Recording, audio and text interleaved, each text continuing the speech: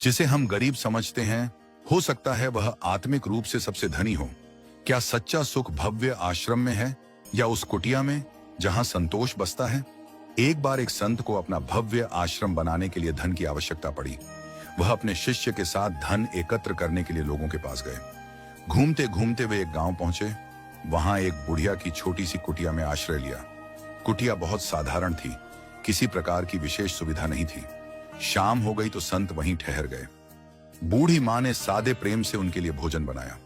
खाने के बाद मां ने संत के सोने के लिए तख्त पर दरी बिछाई, तकिया दिया और स्वयं जमीन पर टाट बिछाकर लेट गई। थोड़ी ही देर में वह गहरी नींद में सो गई, लेकिन संत को नींद नहीं आ रही थी। वे दरी पर सोने के आदी नहीं थे। अपने आश्रम में तो सदा मोटे गद्दे पर ही विश्राम करते थे। संत सोचने लगे, जमीन पर टाट बिछाकर भी यह गहरी नींद में है और मैं तख्त दरी पर भी बेचैन हूं। मैं तो संत हूं, सैकड़ों लोगों को मार्ग दिखाता हूं और यह एक साधारण वृद्धा है। ये विचार उन्हें रात भर मथते रहे। वे सोचने लगे, कल एक दिन और रुकता हूं, देखता हूं कि यह ऐसा कौन सा मंत्र जानती है जिससे कठोर जीवन के बाद भी इतनी प्रसन्न और संतुष्ट रहती है। अगली सुबह बूढ़ी मां ने जल्दी उठकर कुटिया की सफाई की, चिड़ियों को दाना डाला, गाय को चारा दिया, फिर सूर्य को जल अर्पण किया, पौधों को पानी दिया, गुरु को प्रणाम किया और कुछ समय भगवान के नाम का स्मरण किया। फिर आंगन से तुलसी की पत्तियां तोड़कर भक्ति भाव से भोजन तैयार किया। संत को पहले भोजन कराया, फिर स्वयं खाया।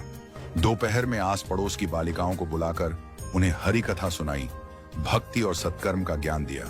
संध्या को पूजन और फिर रात को सादा भोजन बनाकर शांति से सोने की तैयारी की। संत सोचने लगे, आज फिर मुझे नींद नहीं आएगी, अब तो पूछ ही लेना चाहिए कि इसका रहस्य क्या है।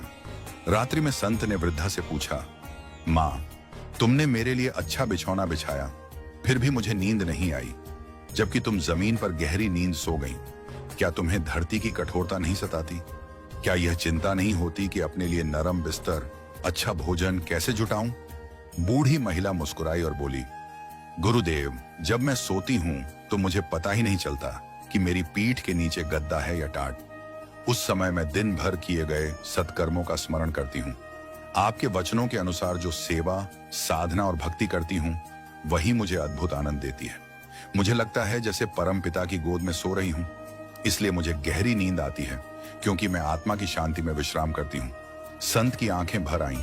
उन्होंने कहा, मैं तो अपने सुख के लिए धन इकट्ठा करने निकला था, पर आज यहाँ आकर समझा कि सच्चा सुख भव्य आश्रम में नहीं, बल्कि इस साधारण कुटिया में संतोष और सेवा में है। सच्चा सुख बाहरी वैभव में नहीं, बल्कि मन की शांति, भक्ति और सत्कर्मों में है। और सुविधाओं में नहीं, बल्कि आत्मिक संतोष, सेवा और सत्कर्मों में छिपा है। जो व्यक्ति ईमानदारी, भक्ति और निस्वार्थ सेवा से जीवन जीता है, वही वास्तव में सबसे शांत और सुखी होता है।